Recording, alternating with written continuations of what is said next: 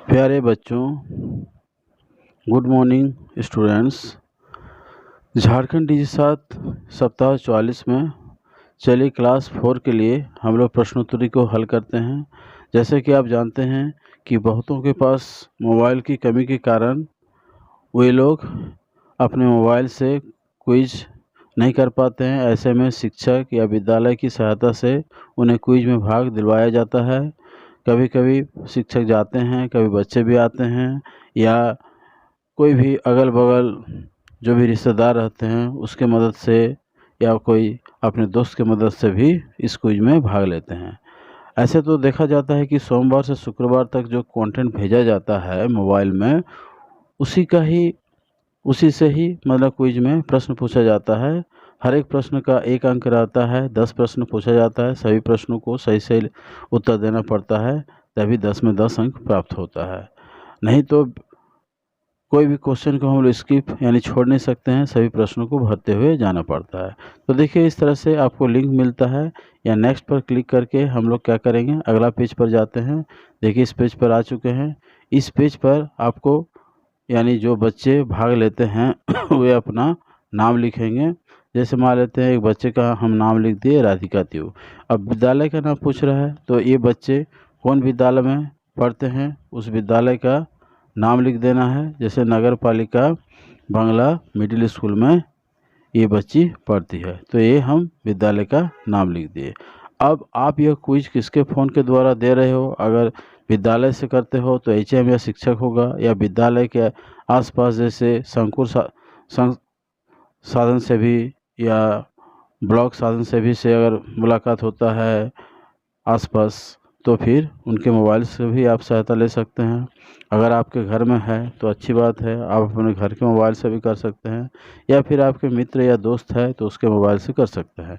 या फिर आदर्श में क्या कर सकते हैं, आप जैसे मान लेते गांव के किसी भी माने रिश्तेदार अगर है आपका, तो उनके मोबाइल से भी आप इसे भाग ले सकते हैं। तो चलिए, आप किसी एक पर जिससे आप किए हैं, जैसे मान लेते हैं कि आप घर के मोबाइल से कर रहे हैं, तो आप अपने घर का मोबाइल नंबर यहाँ अंकित करेंगे।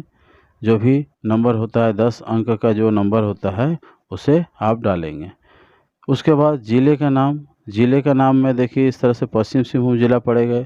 इस विद्यालय का स्थान जो है पश्चिम सिंहभूम जिले में आता है। फिर नेक्स्ट क्लिक करके हम लोग क्या करेंगे, अगले पेज पर चले आएंगे।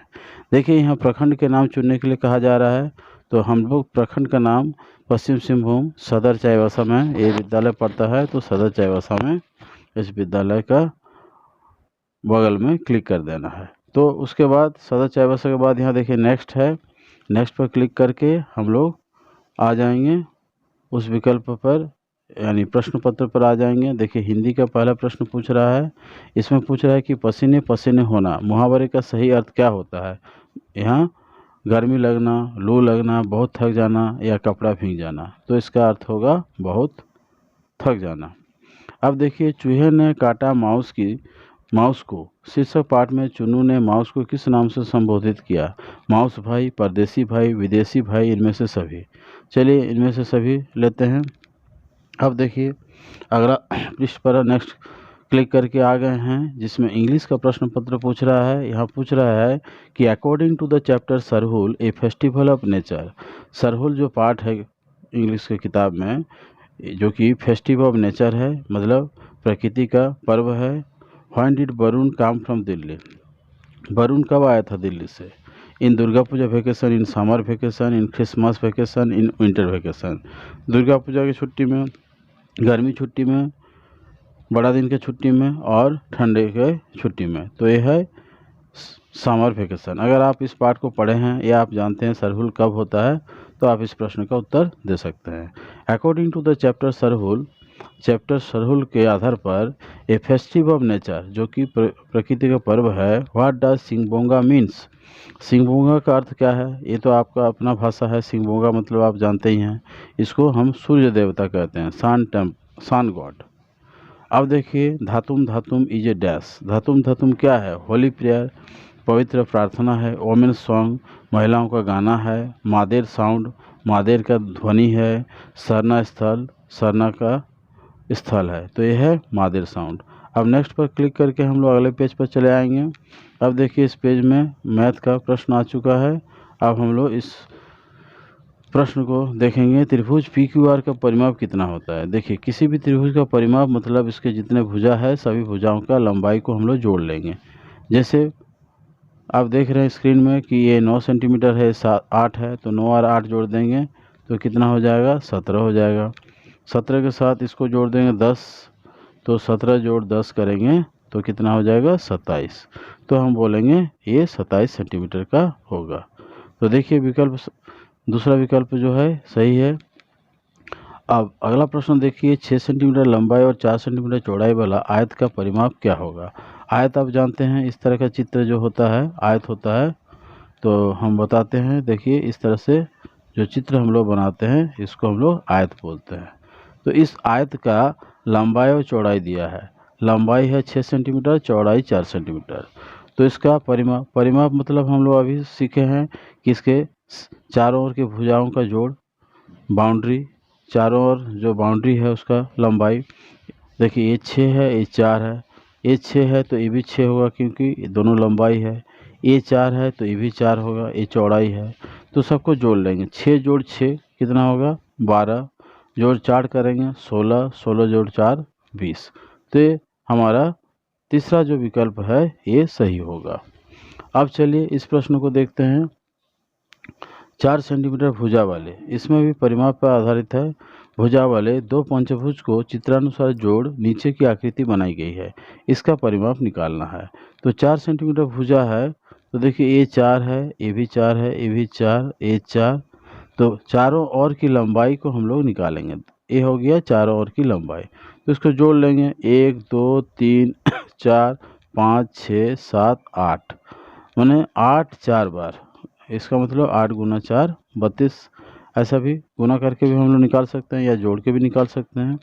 तो ये ज़्यादा आसान होगा और जल्दी होगा, इसलिए हम लोग 8 गुना 4 भी कर सकते हैं। तो देखिए इसमें कौन सा विकल्प सही है, तीसरा विकल्प सही है। अब हम लोग नेक्स्ट करके अगला पेज पर आ जाएंगे। देखिए इस पेज पर ईवीएस यानी पर्यावरण विज्ञान, यानी जिसे आगे चलकर कक्षा 6 से हम लोग इसको साइंस यानी विज्ञान के नाम से जानेंगे। तो देखिए यहाँ धान की फसल उगाने में इनमें से कौन सा काम सबसे बाद में होता है। बीजों की बुआई सबसे पहले हम लोग बीजों का बुआई करते हैं। जब पौधा हो जाता है खेतों का जुताई भी करते हैं। खरपतवार की निकाई मतलब जो भी कचड़ा उचड़ा रहता है, घास फूस रहता है, उस सबको हम लोग अच्छी तरह से साफ़ सुथरा करते रहते हैं बीच बीच में, और अंतिम में हम लोग धान की कटाई करते हैं। तो ये है सबसे बाद में होने वाला काम। तो अब हम लोग अगला पृष्ठ पर आते हैं।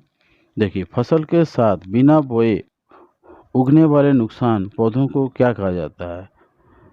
घास फूस ये होता है, खरपतवार भी होता है, कचड़ा उचड़ा पत्ता उत्ता बहुत तरह का चीज़ घुस जाता है, जंगली पौधे भी उग जाता है।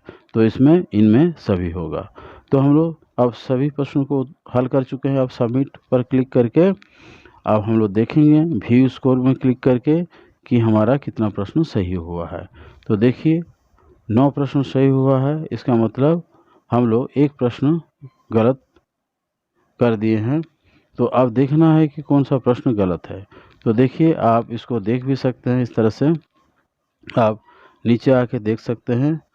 तो कौन सा प्रश्न गलत है उसको हम लोग जांच सकते हैं। तो इस तरह से कभी कभी कोई प्रश्न गलत हो जाता है, तो अगर पाठ पढ़ा हुआ नहीं रहेगा तो हम लोग ऐसा प्रश्न को गलत ही बना देते हैं। तो देखिए आगे पीछे करके चेक कर लेते हैं कि कौन सा प्रश्न हमारा गलत हुआ है। इस तरह से ये प्रश्न सही है, ये भी सही है, ये भी सही है। कोई प्रश्न कौन सा, हाँ ये प्रश्न, ओ अच्छा, ये तो हम लोग का बहुत ही सिली मिस्टेक है, हड़बड़ी में किए हैं। क्या है कि ये परिमाप निकाल रहे हैं और परिमाप में हम लोग जानते हैं कि इसका इकाई पर हम लोग ध्यान नहीं दिए। देखिए ये सेंटीमीटर इसका इकाई सेंटीमीटर में ही होगा, क्योंकि हम लोग देखिए 4 सेंटीमीटर भुजा वाले पंचभुज चित्र दिया हुआ है, तो सब 4 सेंटीमीटर करके है। तो हम लोग इसमें नहीं देखे कि सेंटीमीटर और वर्ग सेंटीमीटर दोनों दिया है, इसलिए पहला विकल्प सही होगा। सेंटीमीटर एक जगह दिया है और दूसरा जगह वर्ग सेंटीमीटर दिया है तो इस पर ध्यान नहीं रहने से इस तरह से प्रश्न गलत हो सकता है, हो जाता है। तो ठीक है, कोई बात नहीं, आप इस पर ध्यान दें ताकि ऐसा गलती ना हो। ऐसा गलती किसी से भी हो सकता है। तो ठीक है, आप सभी प्रश्नों को अच्छी तरह से समझें और उसको तैयार रखें। फिर हम लोग मिलते हैं अगला सप्ताह, तब तक आप इसको तैयार कर लें। धन्यवाद।